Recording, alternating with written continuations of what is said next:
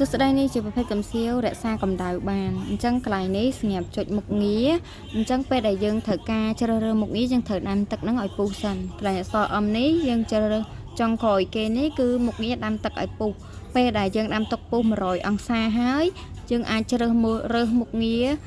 ទី1នេះគឺមុខងារ45អង្សាហ្នឹងគឺការឆុងទឹកដោះគោហើយ55នេះគឺការកដៅបបរអញ្ចឹងមានន័យថាយើងអាចដាក់បបរកដៅបាននៅក្នុងកំសៀវហ្នឹងតែយើងប្រើប្រាស់ជាមួយនឹងកំប៉ុងដែលបិទចិត្តទី3គឺការឆុងទឹកដោះគោដូចគ្នាប៉ុន្តែតាមទឹកដោះគោដែលគេប្រើប្រាស់អង្សា70អង្សាសម្រាប់90នេះយើងអាចឆុងតែក៏បានឆុងកាហ្វេក៏បានដែរហើយចុងក្រោយនេះគឺកន្លែងដាំទឹក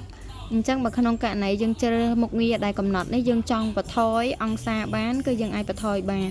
នៅពេលដែលភ្លើងវាកំពុងតែលោតហ្នឹងគឺយើងអាចថយអង្សាបាន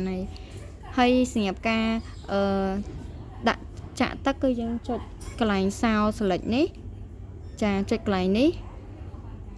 ឲ្យយូរមកបន្ទាប់មកយើងជ្រើសរើសជាមួយនឹងការកំណត់ទឹកកន្លែងនេះយើងអាចចុចជ្រើសរើសការកំណត់ទឹកបានឧទាហរណ៍ថា